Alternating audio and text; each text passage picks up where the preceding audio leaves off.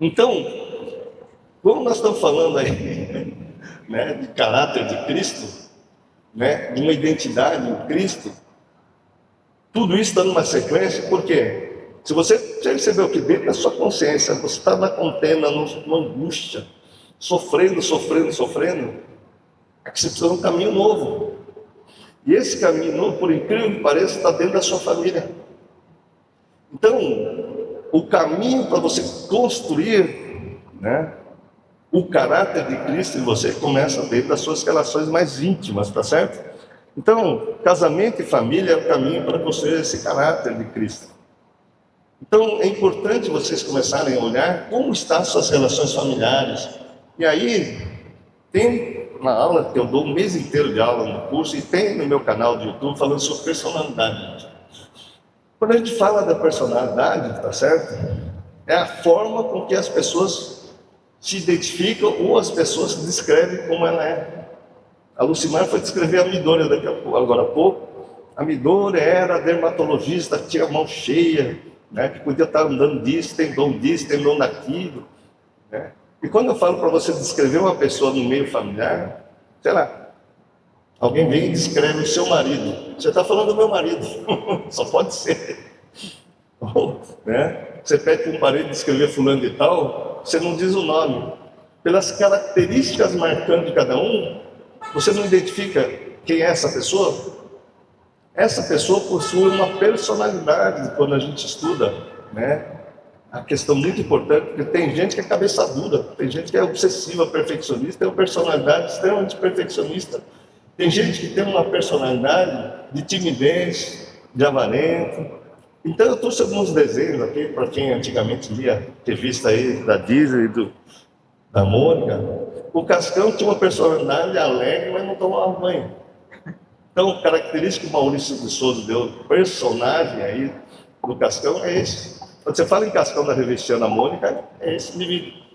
O Cebolinha sempre fazendo essa cara, tramando para roubar o coelhinho da Mônica, o Sansão. Não é verdade? Então, se você falar do Cebolinha, a Mônica é a briguenta. Em cima de toda a personalidade de cada personagem, se constrói toda uma narrativa, uma história. Você está entendendo? Até hoje, você tem uma personalidade, tá certo, marcante dentro de você. Tem muita gente que se vê como tigre. Tem outros aqui que querem pica-pau, né? Sempre levando vantagem, né? Então, e todo mundo dá risada deles, tirando vantagem, né? Então, o que eu quero dizer para vocês? Cada um de vocês tem uma personalidade. E essa personalidade, que é o coração de pedra, que não muda, e que muitas vezes você precisa raciocinar sobre isso, como você funciona e brigar contra você mesmo na sua rigidez de caráter. Então, quando a gente fala sobre isso, tá certo? Ele funciona como uma impressão digital. Quando eu falo dessas personalidades que eu digo para vocês, né? Eu citei aqui o Rodrigo Silva, que está aí, né? É a característica dele. Ele vai no programa, ele é o Rodrigo Silva, todo mundo sabe o que ele vai falar. Quando você vai um grande pregador, você fala que aquele cara vai falar aquilo. O Dr. Pedro vai falar sobre psicanálise, construindo todo, né, uma forma de lidar com o mundo, uma forma de ver o mundo. Vocês estão aqui porque, de alguma forma, alguma coisa traiu para vocês dentro dessa minha personalidade nova. Se vocês me conhecessem há 30 anos atrás, vocês não iriam estar sentados aí. Vocês não iam voltar no dia seguinte. Então, ontem me perguntaram aqui, né? Nossa, você acredita que a gente pode mudar? Com certeza absoluta. Vocês veem muita gente que estava na prostituição, vira crente e sai da prostituição, porque o caráter de Cristo começou a ser moldado, né? Muita gente que era traficante vira pastor, porque a personalidade mudou, tá certo? Antes você reconhecia como líder do tráfico, hoje é líder daquela igreja. Aí tem um pastor que eu conheci, o Luiz Hermínio, que tem uma história que ele vendia mais de 40 quilos de cocaína, né? Com 28 anos, ele teve uma overdose, quase morreu, e uma crente foi lá, orou com ele, e ele se transformou. De 5 dias, em menos de 28 dias, dizer que leu a Bíblia toda. Em 60 dias, leu 2 vezes a Bíblia. Eu falei, gente, quem é esse cara que lê a Bíblia em 30 dias, né? Mas Deus tem uma personalidade, né? Um dos maiores traficantes se transformando no maior pregador. Está entendendo? O maior que eu digo assim, um dos maiores que as pessoas estão ouvindo. Então, quando a pessoa muda de time e passa a ser seguidor de Jesus, discípulo de Jesus, toda a estrutura se modifica. Então, só que eu quero chamar uma atenção para vocês. Então, a personalidade, antes eu era traficante, hoje eu sou um homem de Deus, né? Antes eu vivia no mundo das drogas, curtia o mundo das drogas, reagia de maneira ali, ter prazer nesse mundo. Depois que eu me converto, tudo isso muda. Então eu vou mudando. E aí eu quero colocar para vocês que a personalidade de cada um nunca vai ser igual. A minha filha Caúli diz assim, né?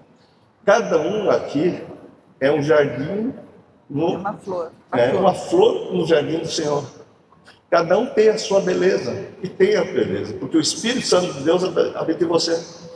Você pode ser o maior traficante, matou pessoas, mas dentro da família ele pode ser um pai amoroso. Mas é uma característica. Então, tudo isso porque ele tem o caráter de Deus dentro dele. Só que ele não sabe por que está indo para a droga, por que ele está indo para o tráfico, por que está indo para aquele lugar. O dia que o caráter de Deus, né, algo de Deus dentro dele nasce, ele deixa toda a bandidagem para fora e muda, tá certo? Então o modo de ser, de pensar, de viver e reagir vai mudando.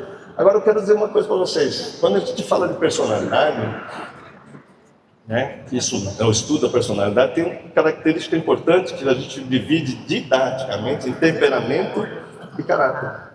O temperamento, tá certo? É aquele bebê que nasce geneticamente com uma tendência a reagir ao mundo de determinadas formas. Então tem bebê, né, que você quer falar, mas eu não gosto de falar de temperamento. Você quer falar de temperamento?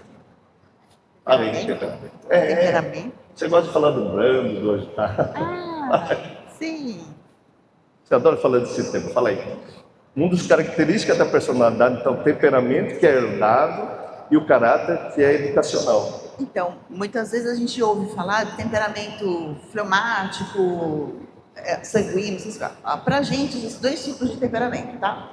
Que é o brando e o imediatista, basicamente. Então, aquelas pessoas que naturalmente são aceleradas e aquelas pessoas que naturalmente são mais tranquilas, tá? Isso a gente percebe já no nascimento.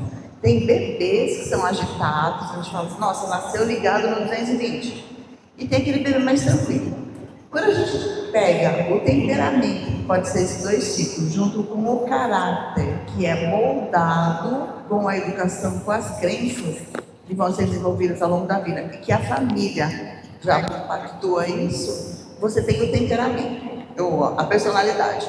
Então, falando do temperamento, a gente está falando agora de família, né? Relacionamento familiar, casal, conjugal. Vocês já ouviram falar que casamento é de Deus? Quem já ouviu falar que casamento é de Deus? Aí você coloca uma vírgula e é só por Deus mesmo. Se não tiver Deus na jogada, não suporta. Por quê? Deus vai trazer uma pessoa para compartilhar a sua vida muito diferente de você. Então, se a gente pegar só o temperamento mais tranquilo, vou dizer para vocês, essa pessoa que tem um temperamento mais tranquilo vai se unir a um agitado. Simples assim. Por que Deus faz isso? Pensa, eu converso com mulheres, em geral as mulheres são mais agitadas e os homens são mais tranquilos. E isso tem a ver também com o hormônio que a gente conversou ontem. O homem tende a ser um pouco mais constante, a mulher oscila. Então, em geral, as mulheres são mais agitadinhas, mas isso não é regra, tá? Mas imagina assim, uma pessoa no relacionamento é agitada, ela casa com um tranquilo. Por quê? Porque Deus quer que o agitado entenda que não precisa ser tão agitado. Ele pode desacelerar um pouco, que é a função do outro. E o outro que é mais tranquilo, se une a um agitado para saber que não precisa ser tão tranquilo. Ele pode agitar um pouco, porque o ideal é o caminho do meio, não é assim? Então, um tem que aprender com o outro. Só que quando se juntam, o agitado acredita que o ser agitado é o certo. Então ele começa a criticar o tranquilo. Para o agitado, o que o tranquilo parece? Preguiçoso, não faz nada, não sai daí, parece que é má vontade. E às vezes uma mãe que é mais agitada interpreta isso das crianças também. E aí vai entrar numa outra característica de comportamento, né, familiar, que vai determinar o temperamento da pessoa. Então tem pessoas que são agitadas e a educação, mas na natureza dela é um pouco mais agitada. Isso vai ter uma personalidade. E tem aquela criança, aquela pessoa que é mais tranquila, o agitado para ela, o que parece. Então pensa lá, um cidadão mais tranquilo, mais de boa, o outro é agitado. Poxa, você pega as coisas e não deixa eu fazer, você atropela todo mundo, você é muito agressiva. Para o tranquilo, o agitado parece agressivo. Então, olha só, isso tem a ver com cultura um pouco. Porque, por exemplo, lá em São Paulo tem um bairro oriental que é Liberdade, e hoje tem muito chinês lá. Então, eu estou falando assim, como oriental, o japonês também é um pouco mais incisivo. Mas o chinês, que para mim é muito uma cultura diferente, você vê lá eles falando, primeiro que eu não entendo o que eles estão falando. Mas o tom de voz que eles usam na fala, parece que eles estão brigando e daqui a pouco vai sair tiro. Mas você olha, eles só estão conversando. Mas a conversa parece briga. Então tem famílias que tem esse padrão de conversa um pouco mais incisiva, num tom mais alto, e tem aquelas famílias, tipo a japonesa tradicional, ela só fala assim, fala baixo. Para quem está habituado no núcleo familiar que fala alto, num tom mais incisivo, aquele que fala baixo parece que está de má vontade e chega, fala para fora, não quer falar? E o outro, que é mais tranquilinho, um núcleo familiar mais silencioso, o outro que fala um pouco mais alto, ele não está nervoso, não está nada. Só uma característica dele. Parece que está gritando. E aquele que é mais tranquilo se sente ofendido. Então, olha só, não tem problema nenhum, são só características de núcleos familiares e pode ofender. Fala assim, o brando nunca vai ofender ninguém. Não, ele ofende, porque vai parecer para o outro que é má vontade. E o que é mais agitado também pode ofender. E se sentir ofendido, ele pode ofender na velocidade, porque ele vai entender que o outro que está devagar é retardado. Você é retardado, você não faz nada, não vai nada direito. Mas ele é um pouco mais tranquilo. E por que não experimentar desse outro lado? E aí eu digo, é só por Deus mesmo, porque a gente tem que aprender com o outro. Só que no início do casamento, só para vocês terem ideia, a família do Pedro, ela é muito de juntar pessoas, ela é muito de aglomerar, de receber em casa, gosta de fazer festa. A minha família não é tanto, a gente vai em festa, mas não tem o hábito de chamar em casa. Porque como meus pais eram comerciantes, chegava em casa muito cansado. E trabalhava de domingo a domingo, não tem tempo de ficar em casa. Então, se tinha alguma festa, meus pais falavam para a gente ir, às vezes eles iam, às vezes não dava para ir porque estava trabalhando. Mas a família dele, por ser numerosa, muito grande, é outra característica, recebiam muita gente em casa aglomerada. Bom, quando a gente casou, eu sou mais agitadinha, né, mais temperamento mais, né, bravo. Então dava uma briga boa aqui. Mas aí eu ia na festa da casa dos amigos da família dele, e a minha mãe morava no interior. E a minha mãe ligava para mim todo dia. Mas ela ligava para reclamar que ela tinha tinha discutido com meu pai. Não era briga, mas não concordava com algum ponto de vista. Só dela ligar para mim, contar algo que tinha acontecido, porque deu discordância lá nos dois, eu queria ajudar, certo?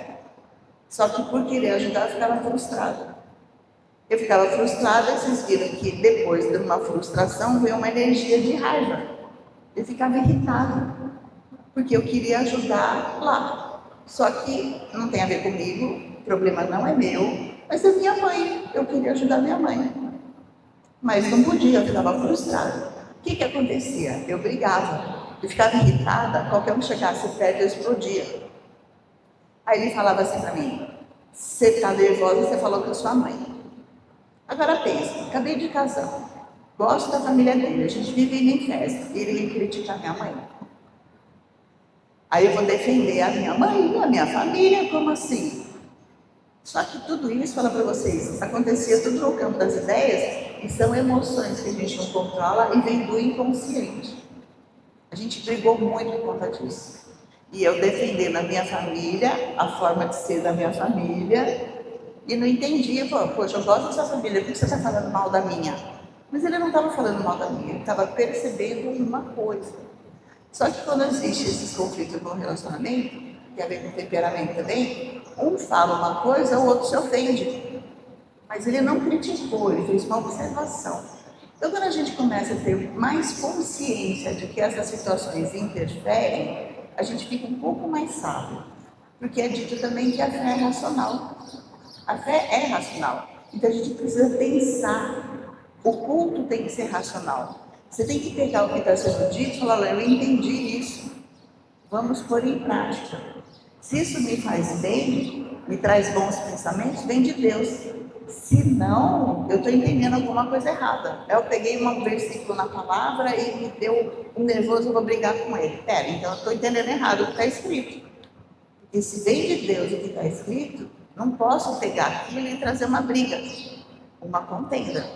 Eu posso sim pôr limite. Né? Então assim, afasta de mim, Satanás, porque isso que você está me falando não é de Deus. Na hora que eu vou falar, mas se ele vem com uma situação, eu não posso brigar com ele jogando a palavra na cara dele, tem que não me incomodar. É fácil fazer isso? Claro que não. Mas nos temperamentos e no relacionamento casal, necessariamente vai ser um de um jeito e outro do outro. Por quê? Dois brandos, duas pessoas tranquilas, não vão chegar a lugar nenhum, acho que nem vão chegar um no outro. Porque é devagar. Então, em geral, é o imediatista que chega. Ou ele promove uma situação para acontecer alguma coisa, porque o que é tranquilo, ele não percebe as coisas. Ele não é retardado, mas está focado em outra coisa. E, por outro lado, o que é mais agitadinho, ele vai fazendo as coisas e vai atropelando mesmo. É intenção? Não. Não tem intenção disso. Se você pegar dois imediatistas, vai dar certo?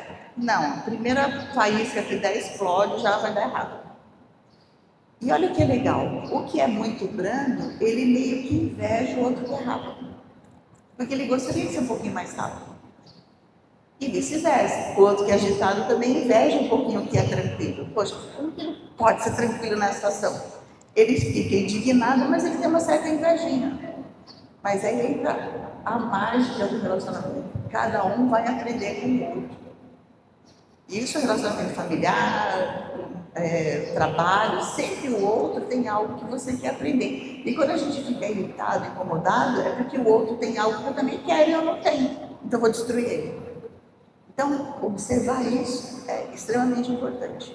Por que isso acontece e da onde vem essa energia? Agora, o brando só tem coisa ruim? Não. O que o brando tem de legal? Ele é detalhista, ele é perfeccionista. Ele gosta das coisas muito certinhas. E às vezes ele se perde no detalhe e demora mais ainda. O imediatista, ele preza a velocidade. Ele não está muito ligado em detalhe. Para ele, detalhe não é tão importante. A velocidade é mais importante. Então você vê que o foco de atenção de um é diferente do foco de atenção do outro. Mas por que não a gente querer algo rápido e que seja bom? Então tem um meio termo aí. Não adianta fazer rápido e cair na qualidade. Como não adianta só prezar na qualidade, o negócio não sair nunca. Não é verdade? Então, saber que isso existe é importante nos relacionamentos e na educação de filhos. E a gente vai falar mais disso ao longo do dia. Não pode deixar, fala aqui. Fala aqui. Alô. Então, vocês estão vendo um monte de exemplo. Não sei se ela falou porque ficou no ar. É saber dele? Mas eu era muito imediatista nesse temperamento. Dois imediatistas. Certo? Pra vocês terem uma ideia como funcionava o cérebro com déficit de atenção, e o cérebro com déficit de atenção é muito acelerado, o pensamento é rápido. Enquanto ela estava lá cuidando da fralda dessa criança, de boa, minha cabeça já estava lá fora, já no carro, eu não conseguia esperar ela, né? Preparar tudo, já ficando ansioso, porque isso já nasceu comigo. Eu sempre fui meio agitado por dentro, e de repente eu vi que eu bati o carro por causa disso também. Por 2 vezes a minha filha mais velha, que é bem tranquila, perfeccionista, né? Estava entrando no carro e as outras já entravam rapidinho, a calor, você conhece. Estava chegando no carro assim, de repente ela abria a porta para entrar, eu já estava saindo com o carro. Por 2 vezes eu quase desci ela e o carro com a porta aberta. Eu já bati o carro porque eu queria estacionar e nem olhava pelo retrovisor, minha cabeça já estava lá. Então tem gente que o cérebro é muito imediatista e é genético, vocês estão entendendo? Então comecei a treinar meu cérebro para prestar atenção e aí, claro, eu só consegui treinar meu cérebro quando mudei meus traumas de infância. Você é burro, você é incapaz. Por que eu era incapaz? Porque eu não prestava atenção nas coisas e ia fazendo. Está entendendo? Isso é genético. Uma parcela da minha filha mais velha, que está no livro de vocês, está aí, né? Vai sortear daqui a pouco. Ela nasceu perfeccionista. 1 ano e meio, ela queria amarrar o cadarço do sapatinho dela de modo perfeito. E eu, imagino, com um pai imediatista, ansioso, cirurgião que sai cortando todo mundo, ela lá, toda delicada. Eu cheguei lá, vamos aí logo, né? Fui pegar o sapatinho dela, pegou e falei, opa. Porque ela já nasceu perfeccionista, ela, hereditariamente, geneticamente, ela nasceu assim. Quando ela colocou ela lá na escolinha para fazer os desenhos infantis, já tinha ideal do que é perfeito na cabeça dela com 4, 5 anos. Eu via ela fazendo o quê? E aí ela, a mãozinha dela errava. Sabe o que ela fazia? Jogava aquele papel. Eu falei, Jesus, o que está acontecendo? Cresceu, geneticamente falando. Entrou na faculdade de medicina, no 3º ano ela entrou em depressão. Não quis mais viver, porque o mundo não é perfeito e ela era perfeita, entende? Não? Então você vai ver que tem uma parcela de nosso cérebro, que eu falei desde ontem, vocês têm que dominar seu cérebro. Então vocês têm que olhar para vocês, principalmente aqui as mulheres, como o seu marido funciona, porque a mulher muitas vezes reclama do maridão que tem esse temperamento, ou vice-versa. Eu, no caso aqui, é o inverso, né? Eu tinha esse temperamento e casei com uma mulher de boa. O que eu tenho que falar? De boa, vou falar, e vai falando. Eu chegava, gente, para você ter uma ideia, eu mudei esse slide 200 vezes antes de chegar aqui. Era 8 e pouco da manhã, eu estava mudando errado, porque eu sou meio perfeccionista. E ela falou, mas o que você está fazendo? Eu estou fazendo aula de personalidade, mas de novo. Você está entendendo? Claro, isso tem outros conceitos, mas tem gente que nasce assim. Está entendendo? E é claro, tudo isso tem que ser modificado porque isso tem cura, gente. Essa frustração que tem, porque o mundo não gira em torno, graças a Deus, a minha filha conta o livro, porque antes ela não queria viver, hoje ela acredita que vale a pena viver. Ela não queria casar, casou. Não queria ter filho, teve filho, nasceu meu neto faz 2 meses agora.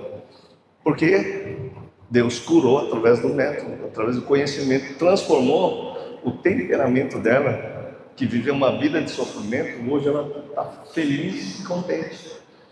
Entende?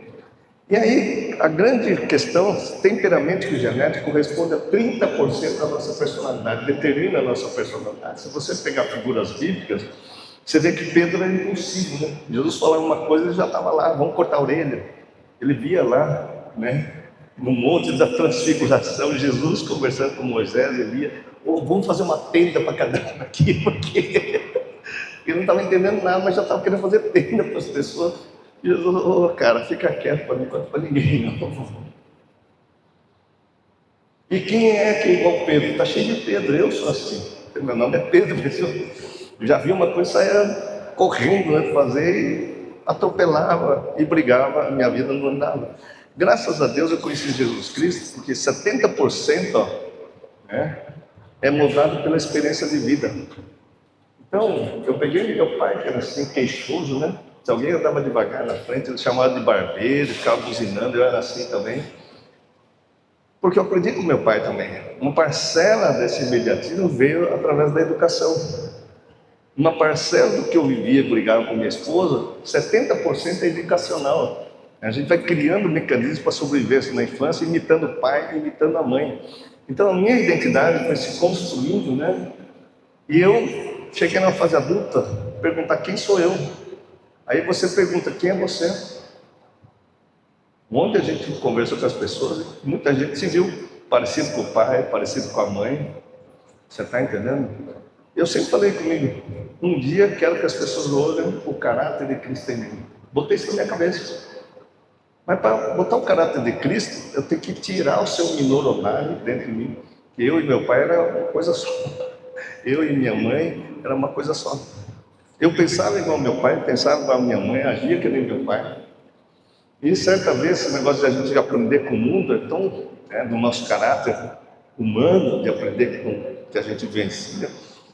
Eu não sei se é a Mayu, minha outra filha, mas eu lembro que um dia ela foi lá para a casa da minha irmã e eu dava bronca nelas e elas ficavam lá chateadas, magoadas, enfim.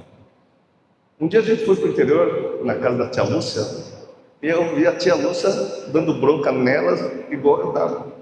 Aí uma delas olhou assim, você e a tia Lúcia, né? É igualzinho, né, pai? Olhei aqui para sua vergonha. Que era uma coisa que eu ouvi da boca da minha irmã que não fazia sentido, mas eu repetia que nem papagaio de pirata. O meu caráter foi sendo moldado pela minha família. Eu falei de política, eu brigava por causa da política no mensalão, queria aprender o Lula lá. Até recentemente queria ir para Brasília, quase fui preso. Porque eu era militante político, perdia tempo falando de mudar o mundo lá fora, gente. Aí um dia minha mãe me falou, lá em 2015, antes dela falecer, com 96 anos, ela me deu um dos maiores presentes. Eu estava falando sobre política na casa do meu irmão, onde ela morava. Aí eu estava lá falando, ardentemente, pregando sobre política. Ela olhou assim, nossa, você é igualzinho seu pai, né? Eu tinha falado assim, eu não voto em político nenhum, porque política é tudo ladrão. Aí minha mãe ouviu isso e falou, nossa, seu pai falava igualzinho. Olhei assim, falei, Jesus, eu fui da USP, fui do centro acadêmico, fui representando os alunos, fui sempre líder estudantil. Eu achei que, por ter estudado na USP, ser um cara diferenciado, estava falando uma coisa do outro mundo. Meu pai não estudou primário, mas aprendeu a ler e escrever. Tinha dons de cura também, que formavam um monte de gente para cortar cabelo, aplicar injeção, sabe? Eu estava imitando meu pai. Então, o que vocês têm que olhar quem é você? Você é fruto daquilo que é da sua cultura, que 70% moldou a sua forma de pensar na sua consciência. Então, olha para dentro de você e o que o seu marido diz que você é. Nossa, você é igual a sua mãe, nossa, igual a sua tia, nossa, igual a sua avó. E as mulheres também falam do marido, nossa, está igual ao seu pai.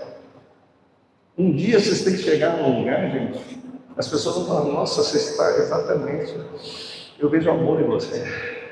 Então, voltando à história do problema espiritual, a parte mais difícil não é a fé que existe em Deus, não é a esperança em Deus, e a gente fica jogando com dados com Deus, Se eu ganhar um carro é porque Deus existe, se eu comprar uma casa é porque Deus existe. Ficar jogando lá, opa, ganhei, não ganhei. Não, Deus é racionalizada. Eu tenho que mudar minhas crenças. Viver a graça e a misericórdia de Deus, não é graça e paz, não viver essa graça e misericórdia. E mudar a crença. Mas você não vai conseguir ter graça e misericórdia de Deus se você aprendeu com seu pai que o melhor é brigar com a sua esposa por causa de 5 minutos, que é o que eu aprendi. É brigar no trânsito porque o cara está me atrapalhando no trânsito. Ou na medicina, meu paciente tem que fazer o que eu estou mandando com o médico, senão eu brigava com meus pacientes, porque eu aprendi nesse mundo dessa forma, gente.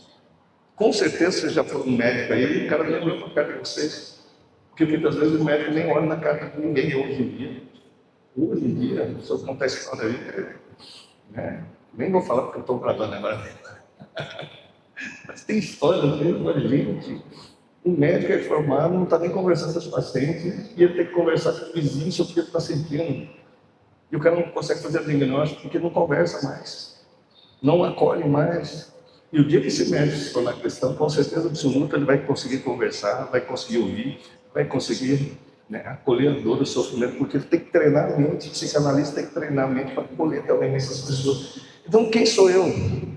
Eu fui moldado pelo meio, 70% do meu caráter, que a irmã Lúcia estava dizendo, era um caráter terreno, imitando pessoas. E o dia que eu tive que descobrir que, na verdade, isso não estava dando certo, tá certo? Esse slide é bem legal, para quem gosta de conhecimento, as bases da nossa personalidade, tá certo? Que é a nossa identidade, né? A personalidade é quem somos, né? É a nossa identidade. Ela é moldada pela nossa educação. Então aqui, ó, os limites e a educação que a gente recebe. De um monte de P, né? Tá certo? Pais, professores, parentes, pastores, padres, guarda aí, ó. São 5 P's. E mais coisas que a gente aprende com pessoas nesse mundo. Que fala que o certo é isso, o errado é aquilo. Tem muita coisa boa que eu aprendi com meu pai e minha mãe, com certeza absoluta. Aprendeu muita coisa boa, só que junto com a coisa boa veio o joio, que o Satanás planta joio durante a educação. Limite importante, estou falando contra o limite. Se o teu filho não tem limite, ele vai ser um cara sem educação. A educação molda o caráter de uma pessoa. Por isso o caráter cristão, quando começar dentro da igreja, por isso as igrejas são fundamentais, para que o caráter dessa pessoa comece a crescer, já ouvindo falar de Jesus e plantar a semente de Deus no coração desse menino. Por incrível que pareça, se eu for orar a oração do Pai Nosso aqui, eu vou orar que nem católico. Eu não consegui mudar, porque eu aprendi a orar com o Padre Caetano, que nem católico. E aí, o teu reino e a glória eu não falo, eu só falo amém, acabou. Perdoar nossas ofensas, né? Perdoar nossas dívidas. E os caras vão mudando. Mas também para mim pouco importa. Mas se a gente aprende desde a infância, através da educação, né, que me afeta a minha família, né? Porque a educação afeta a mente. Aqui é a mente das pessoas. A mente é afetada pela educação. Como eu falei em Hebreus 12 ontem, a princípio a educação dos pais terrenos, né, é ruim. Porque eu queria fazer uma coisa como criança, meu pai deu uma bronca. Eu queria ser folgado, dormir até mais tarde, meu pai me ensinou a acordar cedo. A princípio ficava brigando, né, com o mundo por causa de horário. Mas depois eu aprendi que essa é uma educação que doeu lá, mas hoje eu respeito o horário. Hoje, como uma educação nipônica que mais tem que respeitar as outras pessoas, eu acabo respeitando as pessoas. Né? Você vê um japonês lá, por exemplo, vai no estádio de futebol, sempre aparecem os caras limpando o estádio, né? Parece faxineiro do estádio, leva um saco azul e sai lá. Nossa, que povo é esse? Mas a educação do japonês é assim, porque eles são educados, né? Se eles não fizerem isso desde a infância, limpar a escola, respeitar o coleguinha, não é legal, ele se sente constrangido se ele deixar sujo. Então a educação recebida no princípio, está em Hebreus 12, lá 26, diz que a educação afeta a mente das pessoas, só que tudo que afeta a mente das pessoas se transforma em conhecimento. É para não falar cognição, é a maneira com que a pessoa lida com o mundo através do conhecimento. Então, quem foi educado em Cristo adquiriu um conhecimento de Jesus Cristo. Bem ou mal, um dia isso vai aparecer no caráter dele. Da mesma forma que esse afeto traz conhecimento e vai estimulando a vontade de cada um.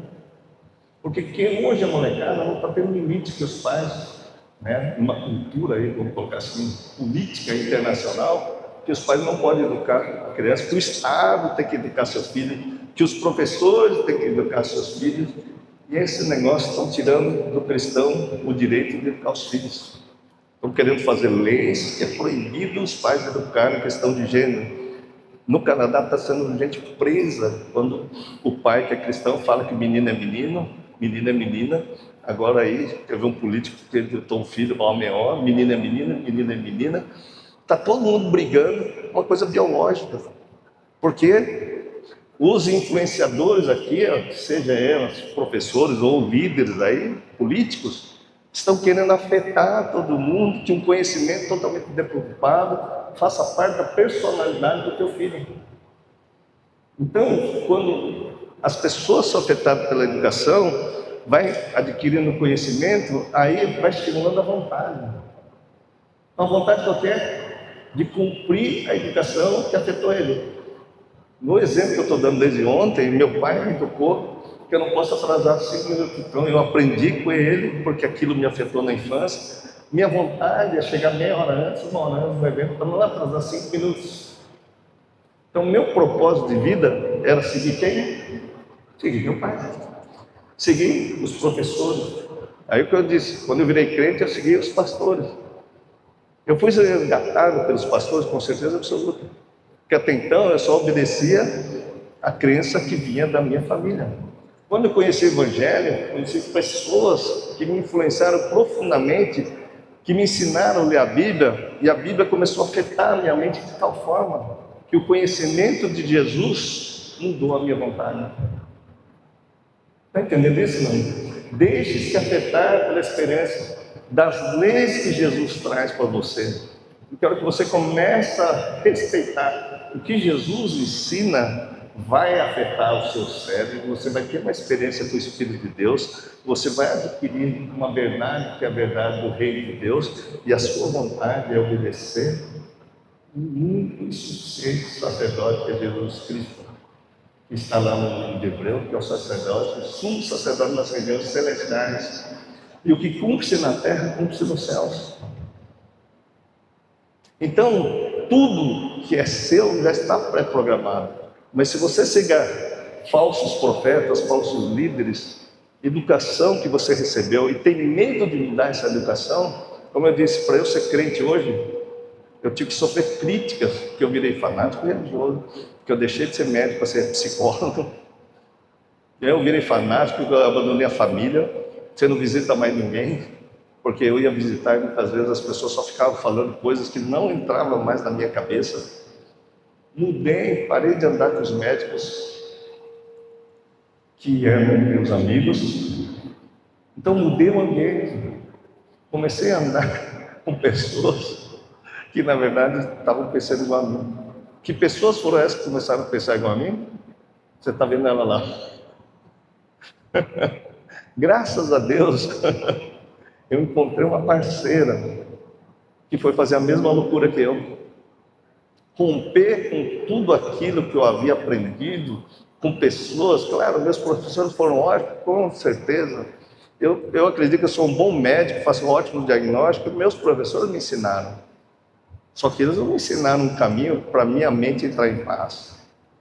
Então isso daqui me trouxe dinheiro, me trouxe bons relacionamentos, me criou ambiência, me paga as contas, mas a paz que transcende qualquer compreensão humana, somente deixar-se afetado pela lei que Jesus Cristo deixou na terra, para você receber a herança de participar como filho de Deus.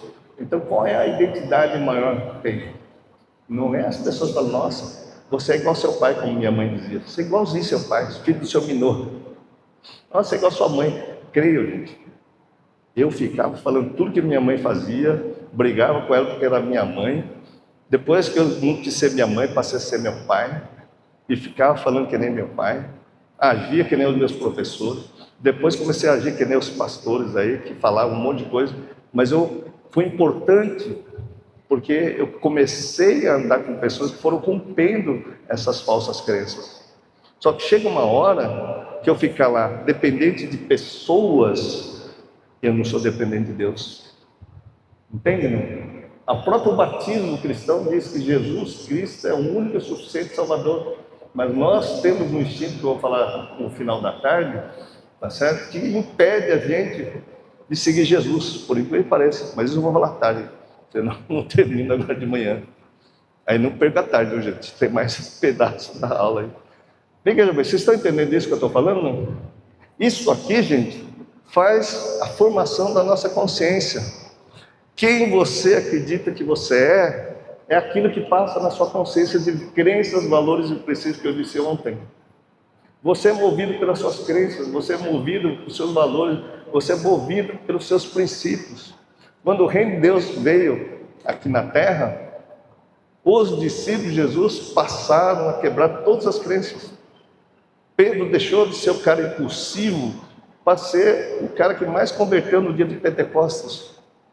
E o dom de Deus, que o Espírito de Deus pairou sobre Pedro, e ele fez isso, começou a curar pessoas, fazer pregação que ele nunca fazia, porque ele não tinha provavelmente a leitura, mas o Espírito de Deus baixou lá, pairou sobre ele, em cima do Espírito de Deus foi montada a igreja de Cristo. E esse Espírito de Deus é acessível a todos, gente. Entenda que quando eu disse Gênesis capítulo 1, 2, 3, que o homem tem o Espírito de Deus e que a nossa função é separar o joio do trigo, o bem do mal. Porque junto com a educação do meu pai, de todo mundo que está aqui, vieram coisas boas. Original. Só que se você pegar, nós nascemos com o pecado original, se você pegar o que afeta a mente de uma pessoa desde a infância, é uma frustração terrível. Então, a frustração, gente, gera raiva. Então, junto daquilo que me afetou aqui, de coisa boa, também fiquei com raiva. E a raiva veio aqui e ficou incrustada no meu cérebro. Só que eu não posso ter raiva, né? Imagina ter raiva do meu pai, porque ele me bateu. Eu vou apanhar mais ainda. Mas criou-se um monte de pensamentos aqui, que na psicanálise a gente tem que recalcar, que a gente tem que jogar para fundo do poço aqui dentro, porque meu pai me bateu por causa de 5 minutos, só que eu fiquei com raiva. O dia que, na verdade, eu descobri que a minha raiva, por causa dos 5 minutos que estava guardada aqui, é porque eu brigava com todo mundo. Então eu não tinha paz, por causa de uma surra que ele me bateu e falou para não atrasar, eu brigava com o mundo por causa de 5 minutos. Não é uma coisa muito louca isso? Eu não sei que tipo de educação que foi dada na sua infância, se você foi abandonado e o abandono afetou seu cérebro e você foi tendo um conhecimento com medo de ser abandonado. Aí não consegue amar de novo porque fica travado no seu amor e a sua vontade é ficar lá sozinha, mas também tem o impulso, vontade de namorar, vontade de ter família e não consegue. Porque você não vai fazer seu propósito enquanto você não entendeu o que te afetou na sua infância, enquanto está te afetando até hoje, e você não consegue sair desse ciclo vicioso e parar de ter consciência somente do que você quer, que é egoísmo, e passar a ter a consciência de Deus. Isso é desenvolver o caráter de Cristo em vocês. Está dando para entender isso, gente? Não é? Então, vamos lá. Qual é, se a nossa identidade, você viu que eu imito meu pai e minha mãe, eu costumo brincar, né? A gente imita até o papagaio que fica repetindo lá, a gente fica lá que nem papagaio, né? E nós somos papagaio de pirata. Eu costumo dizer assim, eu não entendo nada de política, mas se tem uma influência que começa a falar de política, eu começo a imitar o cara. Porque a gente não tem uma identidade formada, a gente vai buscar informação para saber quem eu sou. Quando nós estamos em Cristo, a gente olha para Ele, tá certo? Então tem várias passagens bíblicas aqui que eu trouxe para vocês, né? A identidade de Jesus está assim, ó. Eu lhes digo verdadeiramente que o filho não pode fazer nada de si mesmo. Só pode fazer o que eu vejo o pai fazer, porque o que o pai faz, o filho faz também. Então, o que o meu pai me deu de educação, eu fazia, imitava perfeitamente, porque minha mãe me deu, né? Meus pais terrenos dela, eu fui um bom filho da mãe, eu fui um filho do pai. Mas quando se olha para Jesus Cristo, e junta todos esses versículos, ele só está dizendo que ele, como filho, não faz por si mesmo, ele faz tudo que o pai dele que está no céu faz. E quando ele foi questionado pelo filho, me mostra o pai, cara, quem me vê também vê o meu pai que está em mim. Então está lá, pois o pai ama o filho, que é ele mostra tudo o que faz. Sim, para a admiração de vocês, ele lhe mostrará obras ainda maiores do que esta. Esse negócio que está lá em João 5 é muito interessante. Para quem viu tudo aquilo, ele está já profetizando que nós aqui hoje faremos uma obra muito maior, que Deus vai fazer obra muito maior. Isso é uma esperança muito grande, gente. Se você, Jesus era o único que estava acreditando e vendo o reino de Deus.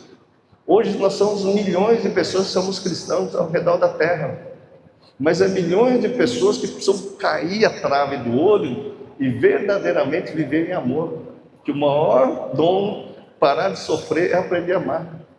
Nitidamente, com as palavras da irmã Lúcia aqui, a gente viu que ela está aprendendo a amar e está feliz. Ela tinha fé? Tinha. Em Deus? Tinha. Tinha esperança? Tinha. E particularmente é a única pessoa que eu conheci na minha vida que tem tanta fé e esperança, mesmo na cegueira. A única coisa que faltava era amor, e ela está aprendendo. Com humildade vim aqui e falei, cara, eu errei, eu era falso profeta. Porque verdadeiramente o que importa para ela é o reino de Deus. Então nós aqui viemos aqui falar, não importa se você vai entender, importa que eu vim falar para Deus o que Ele me fez, o que mudou minha vida, o que mudou as pessoas que estão ao meu redor, tá certo?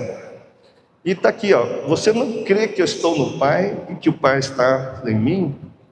A palavra que eu lhes digo não são apenas minhas, pelo contrário, o Pai que vive em mim está realizando a sua obra. E naquele versículo, João 14, também diz assim, ó, Naquele dia compreenderão que eu estou em meu Pai, vocês em mim e eu em vocês. Olha essa coisa mais linda. Vocês não precisam de outro pastor. Vocês precisam de gente que consiga ler a Bíblia para vocês. Você vai ouvir o que o outro está pregando, ver o que serve na sua vida, você tem o que é bom, que é o que a Bíblia faz, e o que não for honroso, justo, perfeito, agradável aos olhos de Deus, jogue fora. Mas você tem que aprender, porque quando nós cremos, na verdade, que Jesus disse que Ele vai estar no reino de Deus que habita em nós, o reino de Deus não está lá fora, não está dentro de um templo físico. Jesus disse para a mulher samaritana que estava perdida, de 100 homens. Ele disse: eu sou o Messias, olha para mim, eu sou a fonte de água viva. Quem beber desta água jamais terá sede. E vai chegar um dia que vocês não vão orar, nem no templo, nem no monte, mas vocês vão orar em espírito e em verdade, porque esse Deus que nós seguimos está dentro de nós. Então, todo dia que você olha para Jesus Cristo dentro de você, em alegria, em paz, em mansidão, você está conectando com o reino de Deus dentro de você. Ontem a gente fez um exercício, pensa em coisa ruim, o corpo já fica perturbado, gente. E nós temos um vício só de pensar coisa ruim, até a oração. Deus, que não sei o que, só coisa ruim. A minha maior oração: Deus, obrigado, Deus, o que eu tenho para fazer hoje? Nossa, você tem que fazer aquilo? Nossa, Deus, você já me deu o livramento aqui, você já me abençoou ali. Eu vou retomando todas as coisas que Deus fez na minha vida, buscando a minha fé no que Deus já fez na minha vida, buscando na esperança que Deus fez na minha vida. Portanto, se Deus é vivo na minha vida, eu posso continuar amando, gente.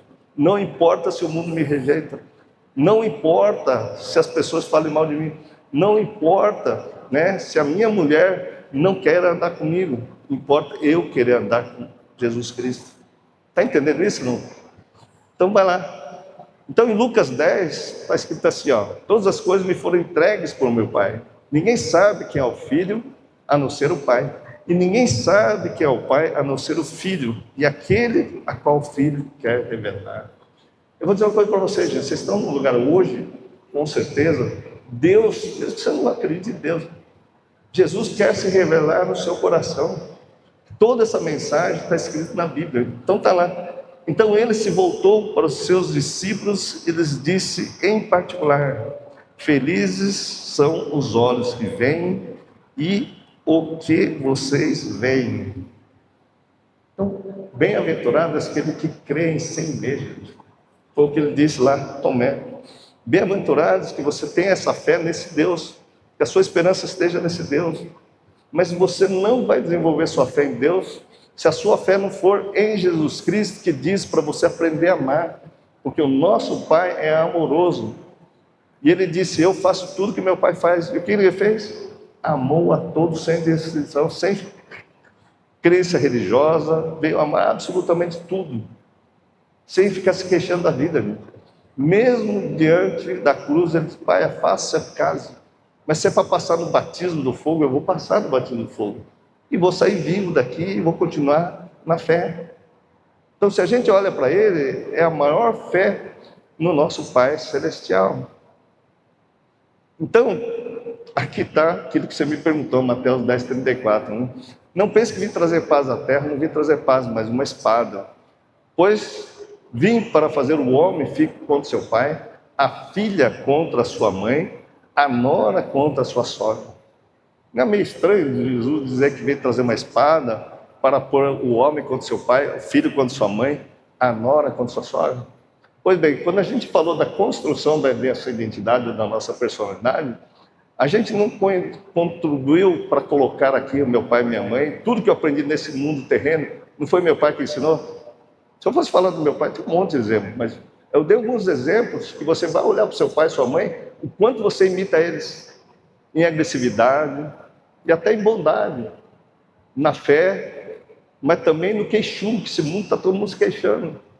E você continua lá e Jesus está trazendo uma espada para separar você do seu pai. Não é só o homem, não. É o filho ou a filha contra seu pai. Aqui ele vai colocando a nora contra a sua sogra. Porque tem muita gente que fica obedecendo sogra, tem muita gente que fica obedecendo o filho, tem muita gente que fica obedecendo e fazendo, né? Hoje está muito comum falar em relacionamento narcisista. Tem muita gente que é abusada dentro da mesma família porque tem medo de perder resolvidamente. Eu tive que perder o medo de perder ela. Essa mulher aqui tinha ciúme da minha sombra, ela tinha ciúme dos meus amigos, eu tinha ciúme dos meus pacientes, era um inferno viver. Se eu ia atender alguém, operar alguém de madrugada, eu lembro muito bem. Eu ia sair, ela falou, você traz um absorvente, traz mods para mim. Eu falei, caramba, tem um monte de absorvente em casa. E ai de mim se eu não lembrasse dela passando na farmácia. Você esqueceu de mim. Uma coisa absurda. Era uma coisa assim que eu falei, gente, mas não tem aqui. Tem, mas eu pedi mais um. Parece uma criança. Eu tinha uma criança com medo de perder, tá entendendo? O objeto amado, que é medo de perder pai, medo de perder mãe. Quem tem, e ela que olha que o pai dela, a mãe dela, deu todo amor, carinho, mas dentro da estrutura mental dela, criou um vínculo com o pai e com a mãe, jogou aqui, e Deus teve que separar eu e ela.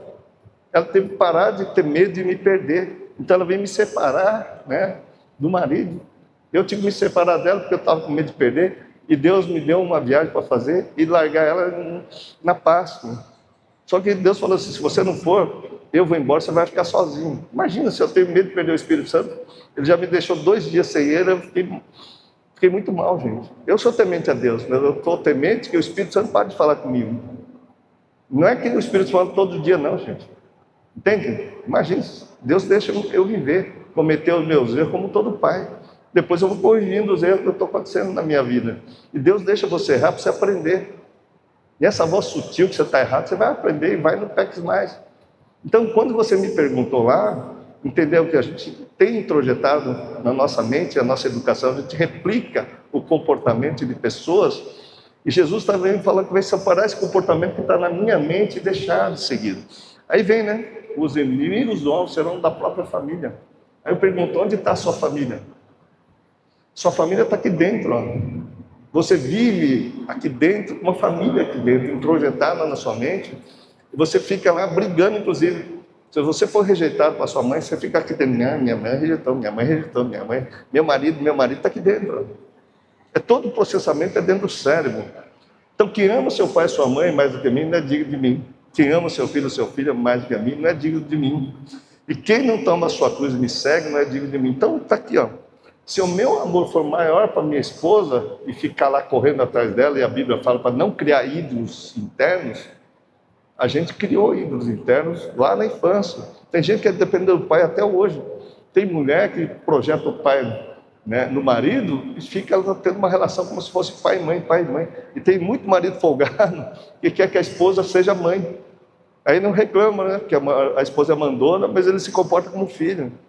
Então, se esse maridão coloca, né, a sua esposa, amar mais a sua esposa que Jesus Cristo, ou amar mais a sua mãe do que Jesus Cristo, ele vai estar seguindo quem? Pessoas, por incrível que pareça. E o ser humano segue pessoas.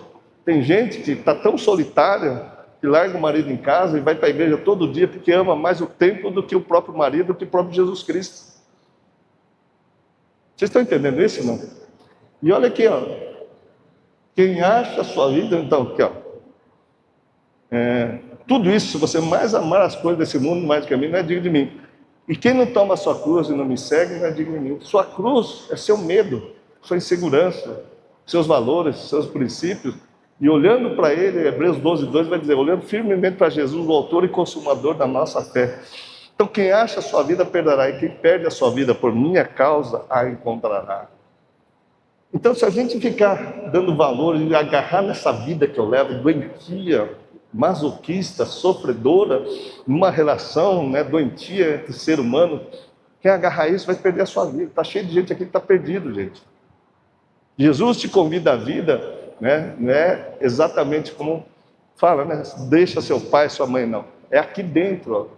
Porque se eu parar de me encontrar com minha mãe que me persegue, eu vou amar minha mãe, porque eu sei que minha mãe é perseguidora mesmo, vou dar um joinha para ela, minha mãe é assim. Ó, vou dizer uma coisa para você, a minha mãe era racista, até para falar mal dela quando ia casar. Aí quando a Mayum estava namorando o Douglas, lá, com o menininho, e a minha mãe não gostava, né, porque uma das noras dela casou com meu irmão, E no fim não virou garoto de problema, mas ela tinha sérios problemas, né? De lascívia, um monte de coisa assim. E, enfim, ela teve problemas. E o que aconteceu? Essa a filha que chegou, ô Batião, eu estou namorando do Douglas, né? Que não era oriental.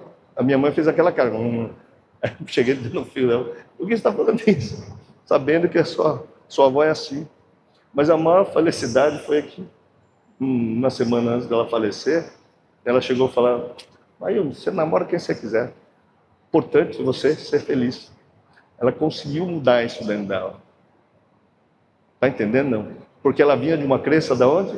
Lá do Japão. Vivia de frustrações afetivas. Uma vez frustrada, cria uma frustração, cria uma crença que ninguém presta, e aí vive brigando por conta de raça, de cor, de dinheiro, de um monte de coisa. Não são valores cristãos. Está entendendo? Tem muita gente que investe no filho aí, né? E depois quer segurar o filho. De que forma? Eu investi nessa filha aqui, e agora ela está namorando aquele cara lá, e vai no pronto-socorro brigando com a filha, e a filha toda assim, desesperada, porque a mãe continua querendo. Mas quantos anos tem sua filha? 30. Como se fosse uma criança. E está cheio de gente que não toca a vida, com medo, porque tem uma mãe narcisista, tem uma mãe dominadora, tem relacionamento abusivo dentro de casa. Para seguir Jesus Cristo, vocês têm que entender qual é o medo de vocês. E aí vem claro, gente, não estou falando para separar, mas posicionamento e amor é importante. Como cristão e como terapeuta, eu não falo para ninguém separar fisicamente, mas se posicionar naquilo que Deus deu. Porque uma mulher cristã, está lá em 1 Coríntios 7, se posicionar em amor, Deus vai abençoar a sua família. Se posicionar em amor significa botar Jesus Cristo realmente como o único suficiente Salvador e fazer um joinha para todo mundo que quer brigar. Então uma mulher de Deus que está lá em 1 vai abençoar seu filho que não é cristão, seu filho que está fora da igreja, desde que ela pare de brigar, porque Jesus é o príncipe da paz. Dessa forma funciona? Funciona. Então como é que nós mudamos? Ela tentava mandar em mim, eu tentava mandar em mim, a gente passou a fazer um joinha um para o outro. Você quer mandar em mim? Você está sofrendo? Ótimo, tá bom. Então assim, né? Quando a gente olha para aquilo, tá certo?